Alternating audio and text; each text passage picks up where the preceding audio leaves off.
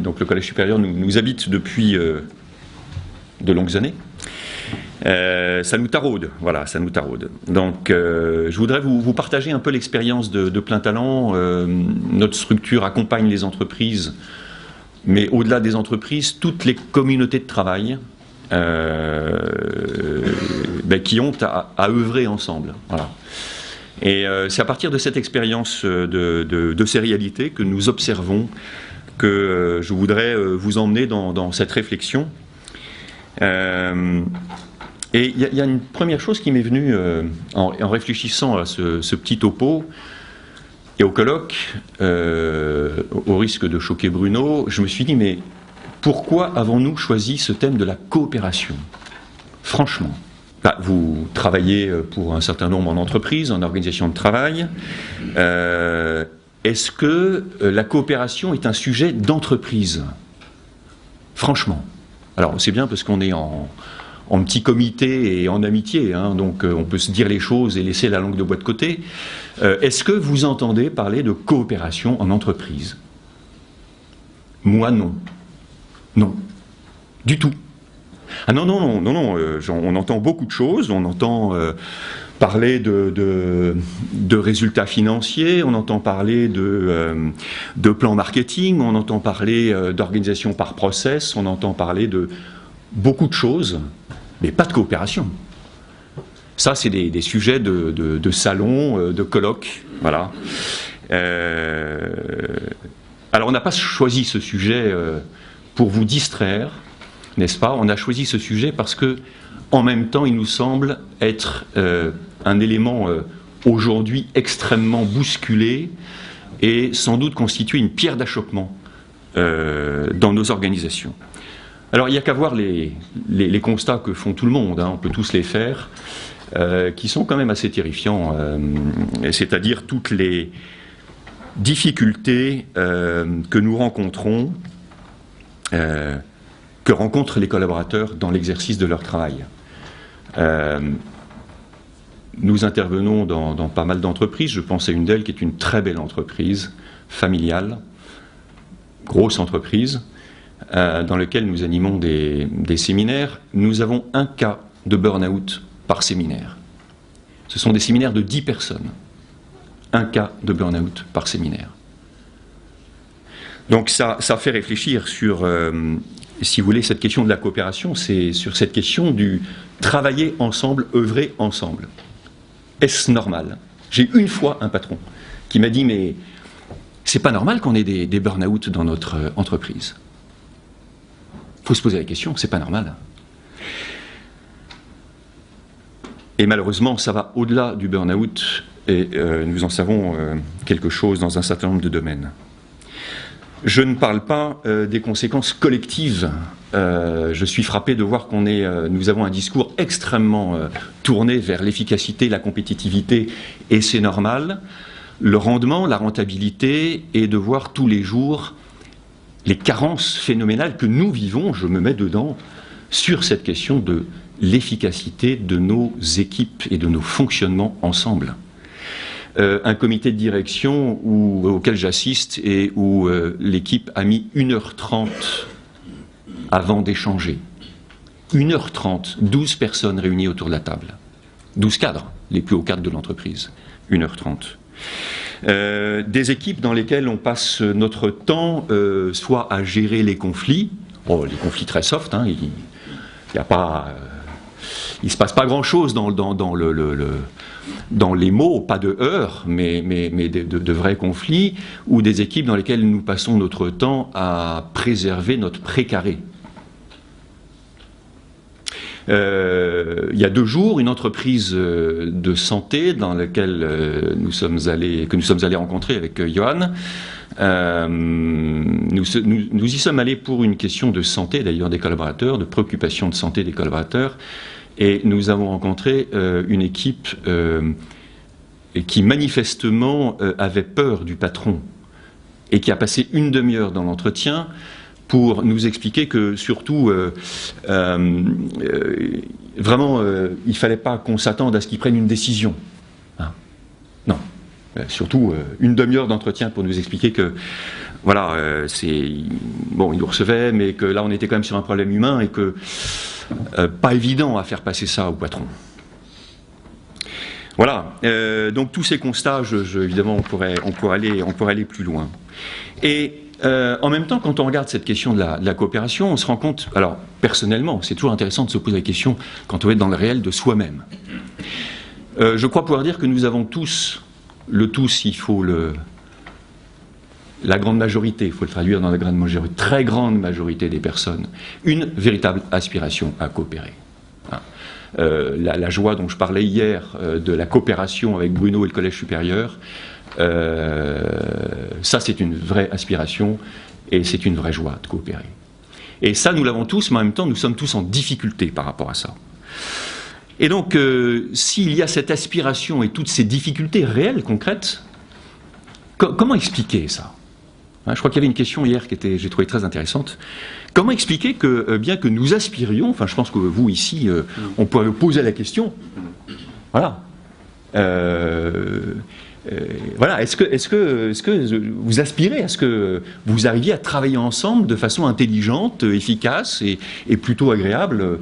Je pense que oui, si on fait un micro-trottoir, bien sûr, la majorité, oui. Et pourtant, nous constatons vraiment les difficultés propres. Alors, je voudrais citer simplement une raison anthropologique, je me permets ce mot-là, et puis 3 obstacles qui sont, je pense, liés à notre culture. Alors, la raison anthropologique, elle est très simple, enfin, j'espère que vous allez percevoir ça assez facilement, c'est qu'il y a une constante chez l'être humain, c'est que toutes nos facultés sont à l'état de puissance. Et il faut passer, je parle sous le contrôle de Bruno, de la puissance à l'acte. Il faut permettre d'activer ces puissances. C'est-à-dire que quand nous naissons, je pense qu'on était tous à peu près dans la même situation, nous avons toutes les facultés pour parler, mais nous sommes incapables de parler. Et si nous n'avons pas l'éducation de nos parents, nous ne parlerons jamais. Alors que nous avons toutes les facultés pour parler. Nous avons toutes les facultés pour marcher, hein, et on voit bien que pour marcher, nous avons besoin du travail de nos parents. Et qu'un enfant qui n'est pas éduqué ne marche pas. Il est à 4 pattes, il ne marche pas. Il ne parle pas. Et donc, si vous voulez, on a besoin, toute cette capacité que nous avons besoin de les faire passer à l'acte. Et c'est le rôle de l'éducation, c'est le rôle de l'apprentissage. J'oserais dire que c'est le rôle du patron. Nous avons donc tous besoin, je suis entièrement dedans comme vous, nous avons tous besoin d'être éduqués à la coopération. Ça commence dans la famille, avec toutes les difficultés qu'on connaît tous de la famille, mais ça ne s'arrête pas à la famille, ça doit se poursuivre après. 3 obstacles que je vois liés à notre culture, qui sont des obstacles que tout le monde voit. Un premier qui me paraît majeur, peut-être le moins perceptible, je ne sais pas, c'est la perte de la finalité. Et j'ai lu quelques extraits chez Einstein que j'ai trouvé absolument remarquables, et qui dit, donc vous voyez ça date quand même de quelques décennies, ce qui caractérise notre époque, c'est la perfection des moyens et la confusion des fins. Ce qui caractérise notre époque, c'est la perfection des moyens et la confusion des fins. Où allons-nous ? Donc j'y reviendrai dans mes propos un peu plus tard. Il y a une deuxième dimension, deuxième obstacle, qui est la perte de la dimension sociale de l'être humain. Alors aujourd'hui, le mot social, il est un peu compliqué en France, parce que c'est tellement un mot qui a été tordu.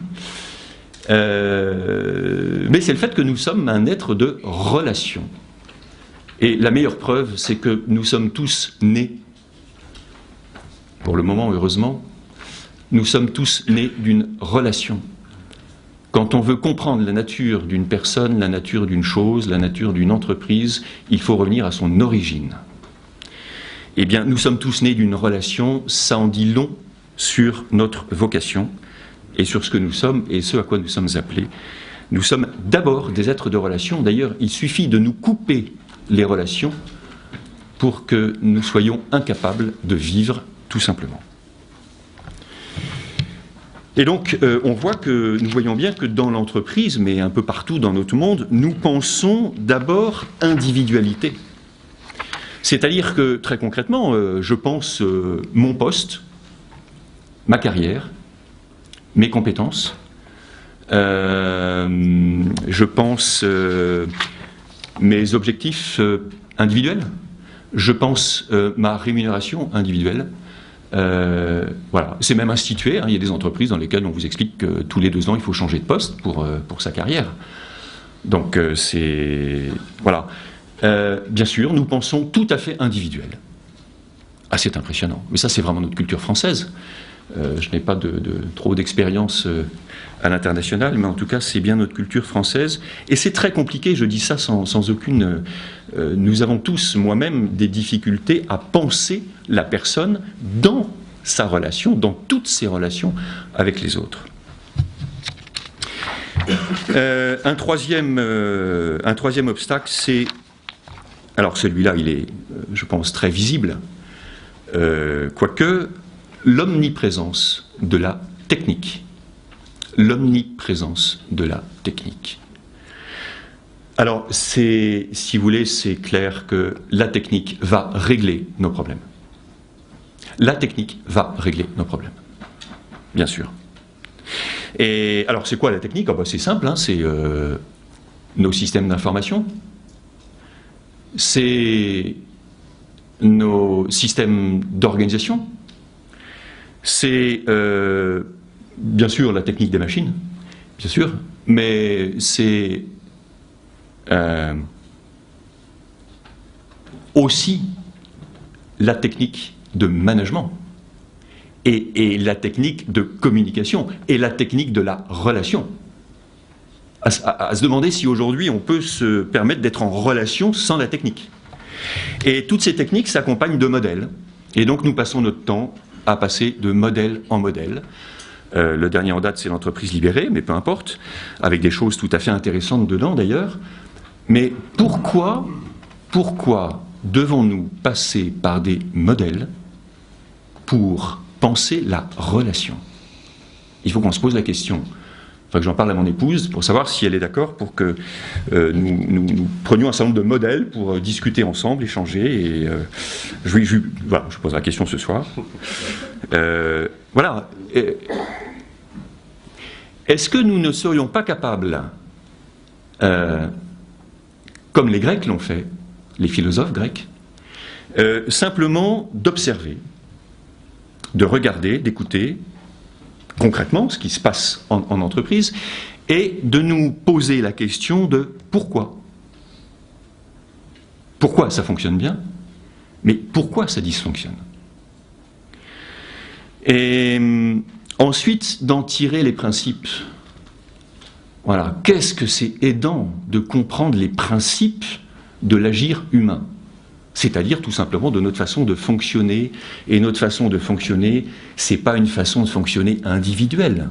Aujourd'hui, je m'adresse à vous, je suis en relation, nous sommes en relation. Et donc la question, c'est la question de la relation. Pouvons-nous penser la relation, observer, écouter, analyser et tirer les principes, et derrière les principes, bien sûr, les enseignements pratiques.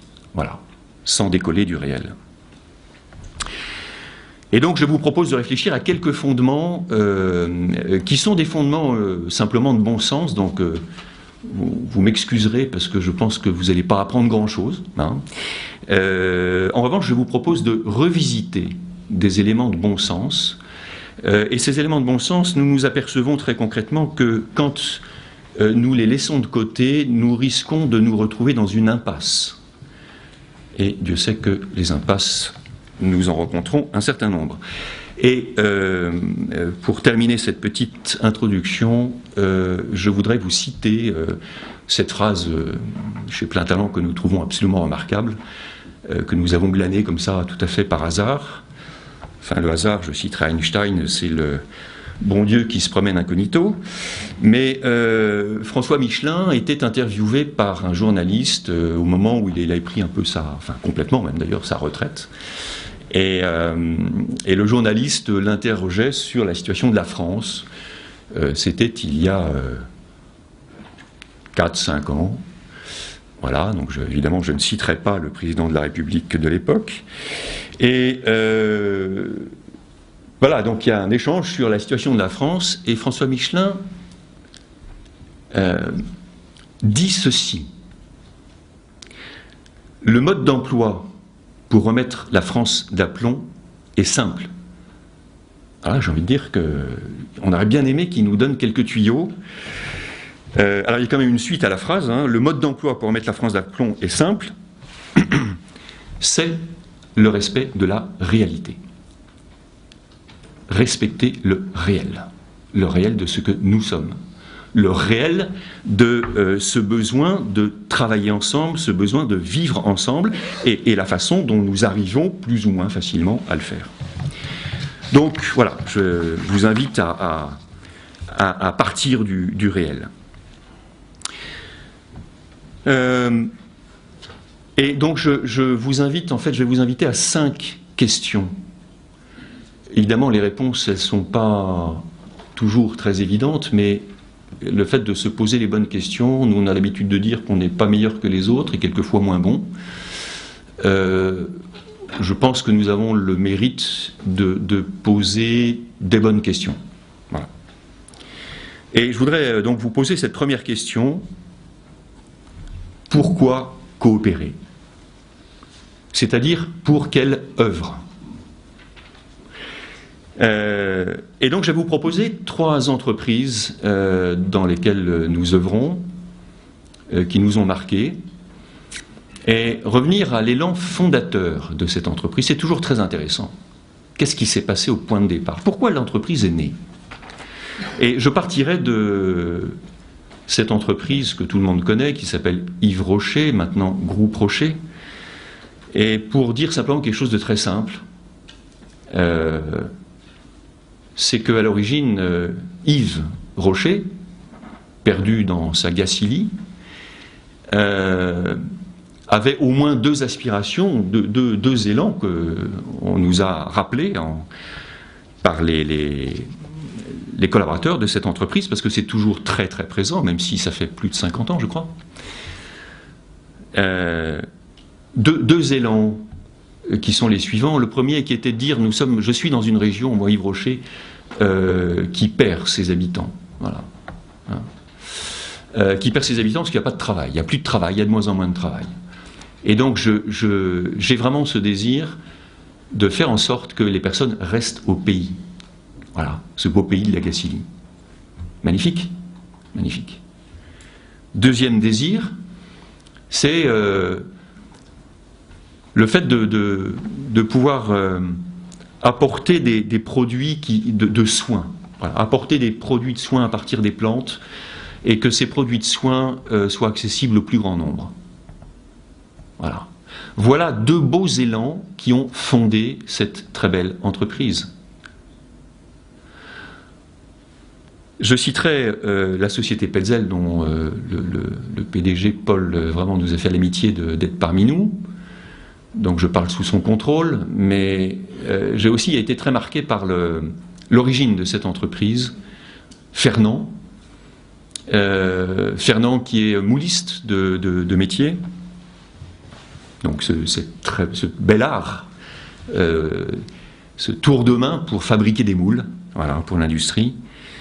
Et donc Fernand, qui est un spéléologue de renom, en fait simplement rendait service à ses amis. Et il a rendu service avec sa propre expertise en faisant des outils qui permettaient à ses amis et à lui-même plus facilement de descendre dans les gouffres et évidemment, autant que possible, de remonter. Et voilà, avec Paul, ils ont eu l'idée d'en faire une entreprise. Voilà, Paul a dit à Fernand, mais c'est super ce que tu fais, c'est magnifique, il faut en faire une entreprise, il faut rendre service. Troisième entreprise, 1001 repas, entreprise lyonnaise. Là aussi, ça m'a marqué de voir de comprendre l'origine. Et en fait, on connaît excusez-moi, ça va me revenir, la restauration collective et quelquefois tous les défauts qu'on a pu lui voir, en tout cas à une certaine époque, et notamment, je pense que ce qui a frappé Jean-Frédéric Géolier, c'est le gaspillage extraordinaire de la restauration collective. Est-il possible de proposer une alternative à ce gaspillage et d'aller dans des produits de qualité? Voilà, parce que la nourriture est quelque chose d'important. Et 1001 repas propose effectivement je ne fais pas la pub pour eux, je vous rassure tout de suite, une gastronomie collective. Ensemble, savourons une gastronomie responsable, et ils ont mis en place ce qu'ils ont appelé le zéro gaspille. Eh bien, voilà 3 exemples simples, réels, concrets, 3 aventures humaines, 3 défis qui engagent les personnes. Est-ce que dans nos entreprises, dans nos organisations, nous proposons une aventure humaine? Est-ce que nous proposons quelque chose qui donne envie de nous engager? Parce que moi, quand je travaille dans l'entreprise, quelle que soit ma responsabilité, je ne vais pas afficher sur mon front l'état de mon engagement. Mais il est complètement réel. Il est complètement réel. Est-ce que mes collaborateurs sont vraiment engagés parce que nous leur proposons quelque chose qui a du sens, quelque chose qui leur donne envie de s'engager? Il y a une aventure à vivre ensemble. Voilà, et nous constatons que nous sommes envahis par les objectifs financiers, les bidas, le cours de l'action, le taux de rentabilité, le chiffre d'affaires, tout ceci extrêmement important, vital pour l'entreprise. La dimension financière dans l'entreprise, je ne vais pas faire l'exercice avec vous, parce qu'on fait ça dans nos séminaires, mais ça prend trop de temps, mais c'est une respiration absolument vitale. S'il n'y a pas les flux financiers nécessaires, l'entreprise meurt. Mais nous, si nous arrêtons de respirer, nous mourrons. Mais est-ce que le but de notre vie, c'est de respirer? Intéressant, cette question philosophique, c'est très concrète. La philosophie, normalement, c'est très concret. Vous n'avez qu'à demander à Bruno. Et est-ce que le but de notre vie, c'est de respirer? Non. Et qu'est-ce que nous constatons sur la question financière? Eh bien, c'est que l'argent ne réunit pas. J'ai jamais vu que l'argent réunissait, sauf pour un gang. Normalement, on fait autre chose qu'un gang dans l'entreprise. Au mieux, il contente, quand tout va bien. Au pire, il divise. Ne comptez pas sur l'argent pour rassembler vos collaborateurs. Je me rappelle de cette femme à laquelle nous travaillons dans le recrutement, qui est plutôt spécialisée dans les commerciaux, qui me dit, mais non, au fond, même les commerciaux, oui, le discours, c'est le salaire, bien sûr, le discours, c'est le salaire. C'est pas ça leur motivation principale. Et donc, la question, c'est quelle œuvre bâtissons-nous ensemble? Est-ce que nous avons quelque chose à proposer qui donne envie de s'engager? Il y a un principe en philosophie qui m'a beaucoup marqué, qui est tellement évident, mais c'est que si je m'engage, si j'agis, si je suis venu aujourd'hui, si je suis devant vous aujourd'hui, c'est parce que je considère que c'est un bien pour moi. Ah oui, sinon je ne serais pas venu ce matin. Si nous agissons tous les jours, chaque acte que nous posons, c'est bien parce que nous allons vers quelque chose qui est bien pour nous, que nous considérons comme bon pour nous. Pour X raisons. Et donc, est-ce que nous proposons ce que nous proposons à nos collaborateurs, est-ce que nos collaborateurs le considèrent comme quelque chose de bon? Eh bien, il faut se poser la question. Et nous aurons déjà avancé sur cette première condition qui est absolument majeure. Et on voit bien que dans l'entreprise, c'est facile d'en parler, c'est plus difficile de le mettre en œuvre. Mais il n'empêche que nous fonctionnons comme ça. Deuxième question sur laquelle je vous invite à réfléchir avec moi, c'est: est-ce que ma responsabilité dans l'entreprise, et j'utilise volontairement ce mot-là, pas ma fonction, ma responsabilité, est-ce qu'elle est claire? Et juste après, est-ce qu'elle me permet de m'exprimer? Est-ce qu'elle me permet d'exprimer mes talents?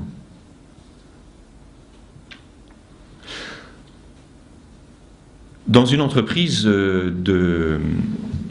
le domaine de la santé, une autre, un directeur qualité descend dans l'atelier. On descend toujours, hein. On vient de nos bureaux, de nos hautes sphères, et on descend dans la fosse. Et donc on descend dans l'atelier, il descend dans l'atelier, et puis en se baladant, il voit une ligne de production, et puis comme c'est une usine extrêmement moderne, il y a tous les chiffres de qualité qui sont affichés en temps réel, et il constate que le niveau de qualité n'est pas du tout satisfaisant, et donc il ne répond pas aux exigences du client. Il arrête la production de cette ligne. Ah oui. L'équipe dont j'avais l'agent de maîtrise en séminaire au-dessus est en émoi. Complètement en émoi. Et donc elle appelle son responsable. Pourquoi cette entreprise est en émoi? Ah oui, c'est intéressant de se poser cette question-là. Pourquoi est-ce qu'elle est en émoi? Parce qu'il y a une question qui se pose tout de suite, c'est qui mon chef? C'est le directeur de la qualité ou c'est mon agent de maîtrise? Mon chef, ça veut dire que je me réfère à qui? Qui est-ce qui me donne des ordres? Qui est-ce qui m'indique mon travail? C'est qui? Parce que si j'ai deux chefs, ça commence à être compliqué. Et est-ce que ce directeur de la qualité a pleinement conscience de sa responsabilité? Je ne pense pas. Et d'ailleurs, il faudrait se poser la question de savoir quelle est la responsabilité du directeur qualité. Est-ce qu'il a la responsabilité de la fabrication, de la production? Ou est-ce que c'est l'équipe de production qui a la responsabilité de la production? Parce que si c'est l'équipe de production qui a la responsabilité de la production, il faudrait quand même que l'équipe de production ait le pouvoir d'agir lui-même, elle-même, sur la production. Et donc on voit bien que là, il y a une coopération qui est nécessaire, mais chacun dans sa responsabilité. Parce que si je commence à aller sur la responsabilité des autres, alors là, on n'a pas fini dans l'entreprise. Deuxième exemple, complètement différent, François, il est directeur d'un bureau d'études dans l'automobile de 100 personnes. Et il lui arrive quelque chose de dramatique.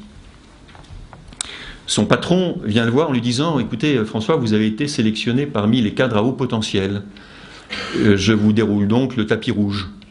Voilà, dans une entreprise nationale de plusieurs centaines de milliers de personnes. Voilà, on se dit que là, il y a une carrière qui est tracée déjà devant lui.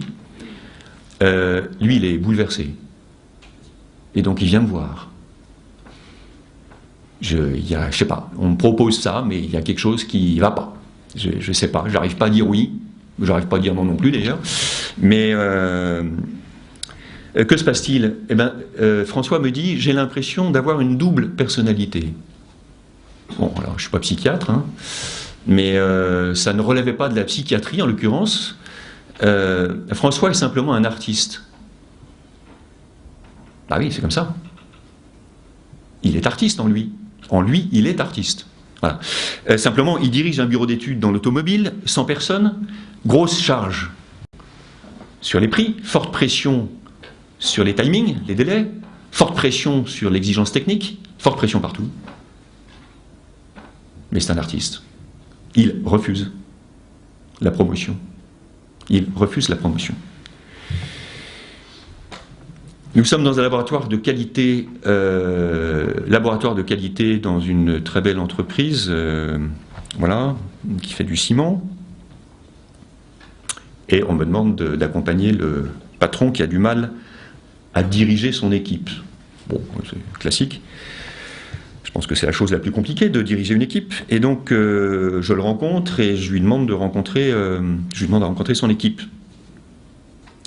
Et je fais un petit éclairage diagnostic sur les talents de chacun.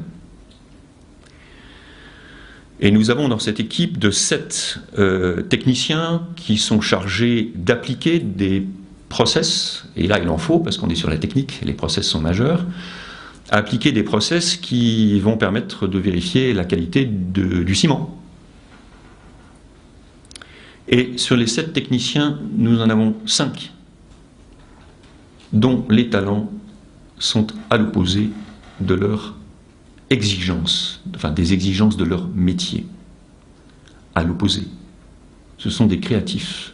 Tous les jours, ils viennent à l'entreprise en se disant « Qu'est-ce que j'aimerais changer les choses, apporter des idées nouvelles ?» Et voilà. Et tous les jours, leur patron leur dit « Écoutez, voilà, maintenant il faut que vous soyez plus rigoureux dans l'exercice de votre métier, voilà, et que vous appliquez bien les process de contrôle. » Voilà. Donc je ne vous parle pas du taux d'absentéisme de l'équipe, des tensions internes, de la qualité de service par rapport aux autres services qui est lamentable, et évidemment d'un des collaborateurs qui a commencé à rentrer dans le syndicat parce que là, il a vu une possibilité d'exprimer sa créativité. Et dernier exemple d'un chef de projet dans l'informatique avec lequel on travaille, et puis au bout de pas mal de temps de réflexion, il faut du temps pour réfléchir à la coopération, ça ne se fait pas en 15 secondes, et il nous dit, mais, donc il est patron d'un projet, gros projet informatique, voilà, c'est des projets qui pèsent lourd pour l'entreprise et qui engagent fortement, et ce responsable me dit, mais finalement, je ne sais pas bien qui porte la responsabilité de quoi dans mon projet. Qui va décider de quoi? Qui décide réellement? Alors, l'efficacité, c'est majeur, mais il faut se poser la question de l'efficacité. Et clairement, si on ne sait pas qui décide, et malheureusement, je pense que vous le constatez, c'est fréquent quand on dépasse la langue de bois, on se dit que là, il y a énormément de gaps de rentabilité à faire dans l'entreprise. Troisième question, est-ce que nous créons les conditions concrètement dans nos organisations pour que nos relations soient des relations de service? Ça n'a rien de bisounours, tout ça. Parce que vous avez constaté que dans cette finalité des entreprises dont j'ai parlé en revenant à l'élan fondateur, ce qui a été à l'origine de cette entreprise, c'est de rendre service. Bon, une entreprise qui ne me rend pas service, je ne vais pas continuer très très longtemps à la solliciter. Est-ce que nous créons les conditions pour que nos relations soient des relations de service? Nous sommes dans une entreprise de textile. Une centaine de personnes dans l'est de la France, et je vous passe rapidement, mais bon, avec l'équipe, on a été vraiment, je dirais, très attristés par les entretiens que nous avons eus avec l'ensemble des collaborateurs. un certain nombre de collaborateurs, un bon nombre de collaborateurs sur l'ensemble des plans hiérarchiques, l'ensemble des fonctions. Et attristé par quoi? Attristé par le fait que quand je suis opératrice, il y a beaucoup de femmes, on est dans du... on appelle ça une... Oui, c'est du tissu technique, merci. Voilà. Et donc ce sont beaucoup de bobineuses. Voilà. On a fait des bobines de fil. Et beaucoup de femmes, parce que ça demande beaucoup de dextérité, de minutie, et toutes ces femmes qui nous disent « mais je ne peux pas aider les nouvelles que je vois arriver, là, qui sont intérimaires. Non, je ne peux pas les aider, j'aimerais bien, mais si je les aide, je ne fais plus mon rendement. Non. Donc j'aimerais, mais je ne peux pas. Mais attendez, c'est crucifiant ce truc-là. J'ai envie de rendre service, j'ai envie de coopérer, simplement les conditions font que je ne peux pas. Ou alors je me fais harakiri, quoi. Alors là, il faut des héros dans l'entreprise, il y en a quelques-uns, mais enfin bon, on ne dirige pas une entreprise qu'avec des héros. Et la règle d'or dans cette entreprise, c'est la rentabilité individuelle, le rendement individuel. D'ailleurs, c'était formidable, il y a un panneau. Vous voyez, les collaborateurs arrivaient dans l'entreprise le matin, et il y avait un sas et une porte juste avant d'entrer dans l'atelier. Et alors il y avait un panneau qui vous met tout de suite le cœur en joie avec deux informations capitales. La première, c'est taux d'absentéisme 16%. Donc là, vous dites que c'est sympa, vous venez bosser pour les autres, donc vous êtes ravis, hein, c'est enchanté. Et puis une deuxième information, c'est taux de rendement moins 3. Voilà, je fais aider, moins 3,5. Donc là aussi, vous dites que vous bossez pour rien, quoi. Donc c'est voilà, hyper stimulant et engageant. Voire bousculant, donc. Et donc, mais enfin, dans cette entreprise, il y a des personnes comme vous et moi, plein de bonne volonté. Nous n'avons rencontré que des personnes de bonne volonté, quasiment. Voilà. Et voilà. Et alors, comment les choses ont changé? Parce qu'il y a un renversement complet. Les choses ont changé parce que nous avons dit au patron, ça n'a pas été facile, vous oubliez les rendements. Alors, vous ne les oubliez pas, vous les regardez. Non, bien sûr, c'est important. Non, vous les regardez. Mais il faut arrêter de parler rendement. C'est compliqué à dire, un patron. Arrêtez de parler de rendement. En revanche, si on peut se permettre, on y va sur la pointe des pieds quand c'est un patron, bien sûr. Bon, on a quand même le devoir de dire les choses. Et en revanche, si vous pouviez mettre un tout petit peu de, j'aime pas trop ce mot, mais on l'a quand même utilisé, de pression, en tout cas d'insistance, on va dire, auprès de votre équipe d'encadrement, pour qu'ils s'assurent que tout le monde soit dans les conditions pour bien travailler, pas plus travailler. Le plus va venir, bien sûr. Bien travailler déjà, c'est déjà beaucoup. Voilà. Est-ce que les personnes ont les réponses à leurs questions concrètement? Voilà. Est-ce qu'on leur explique quand il y a un changement de production inattendu, nécessaire, parce que tout d'un coup il y a une urgence client et que pour eux ça va leur demander 1 heure de travail supplémentaire? Est-ce qu'on leur explique pourquoi? Voilà. Est-ce qu'on leur explique pourquoi la société perd de l'argent? À l'ouvrier, à celui qui balaye l'atelier. Extrêmement important. Est-ce qu'on leur explique? Est-ce qu'on prend le temps? Est-ce qu'on favorise les échanges? Ou est-ce que chacun est dans son coin tout seul à bosser avec la détresse qu'il peut y avoir en usine, mais comme partout d'ailleurs? La détresse, c'est pas réservé à certains. Et donc voilà, est-ce que vous créez les conditions? Eh bien cette entreprise, elle a fait une révolution, un retournement. C'est pas un miracle, non. Ils ont simplement très modestement mis les conditions. Et les conditions concrètes, des petites choses, instituer des relations, oui bien sûr, instituer des réunions très opérationnelles tous les jours en production, faire en sorte que ce qui se dit dans une équipe de direction puisse redescendre jusqu'en bas. Faire en sorte que les services comprennent ce que les uns attendent des autres, très concrètement. Faire qu'on se mette autour de la table quand on fait un investissement d'une machine alors qu'on n'a pas investi depuis 15 ans.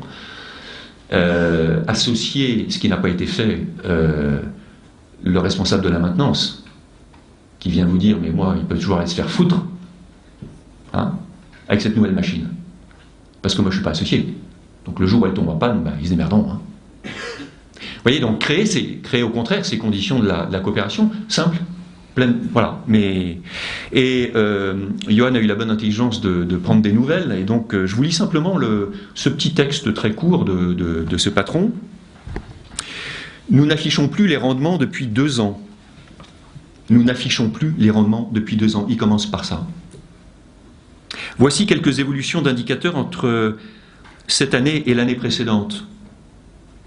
Absentéisme, 10,5%, passé à 6%. Nous étions, quand nous y étions, on était entre 15 et 18. Accident de travail réduit de 65% en fréquence et en gravité. Respect du programme de production de 80 à 95%. Productivité, on y arrive. Productivité, tenez-vous bien, augmentée de 12% avec un effectif de moins 8%. C'est un ingénieur, donc il sait, c'est carré. Hein. Cette dynamique se poursuit. Cette dynamique positive, pardon, c'est ce qu'il écrit, cette dynamique positive se poursuit. Voilà. Il a remis en ordre les choses de façon très concrète. Il n'y a pas de modèle. Mais il y a institué les conditions de la relation. Je crois que j'ai plus de temps. Je vous citerai juste Onesta. Non, je vais continuer, mais j'ai plus de temps pour ce. Voilà, j'essaie de. Je dépasse. Oui, j'ai encore un peu de temps. J'ai 5 minutes. 5 minutes. J'ai 5 minutes. Non, c'est terrible ça. J'ai 5 minutes pour tout le reste ? Oui. Oui, alors j'ai 5 minutes. D'accord. Bon, j'ai 5 minutes. J'ai 5 minutes. Je voudrais juste imaginer une course de relais. Vous connaissez le relais ? Voilà.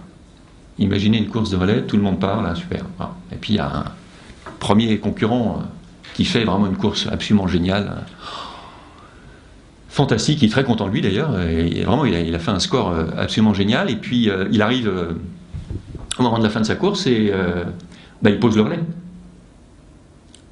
Oui, il pose le relais, il a fini son job. Il a fini son job. J'ai envoyé mes mails. J'ai fait mon job, j'ai envoyé mon mail, c'est clair quoi. J'ai fait mon job. Et cet abruti, il ne le prend pas mon relais. En tout cas, il met beaucoup trop de temps à le prendre. Puis il le prend mal. Et puis, donc je voudrais juste vous poser la question. Où s'arrête notre responsabilité ? Quel est notre travail ? C'est quoi le travail, concrètement, notre travail ? Et comment passons-nous les relais ? Comment passons-nous le relais de l'information ? Très concrètement, tous les jours, comment nous passons le relais de l'information ? On s'envoie un mail ? Alors on est à 2 bureaux d'à côté, mais enfin on est quand même hyper occupé et stressé. Hein, donc quand même est efficace, hein, donc je lui envoie un mail. Comment nous passons le relais de la délégation ? Ah oui, c'est sur le coin d'une table ou c'est une coopération ? Comment nous passons-nous le relais de la prise de décision ? C'est chacun dans son coin ou on essaie de réunir les personnes qui sont impactées dans leurs responsabilités, on les associe, on coopère. Comment passons-nous le relais de la reconnaissance ? Celui qui se défonce et qui ne pose pas de problème, est-ce que je le laisse dans un coin parce qu'il ne pose pas de problème, donc il n'y a pas de problème, quoi. Hein. Ou est-ce qu'il est reconnu pour ce qu'il fait ? Voilà. Sans doute, on peut penser que ma responsabilité, elle va jusqu'à ce que l'équipe ait réussi. Mais l'équipe, c'est l'ensemble de l'entreprise. Mais même si je balaye l'atelier,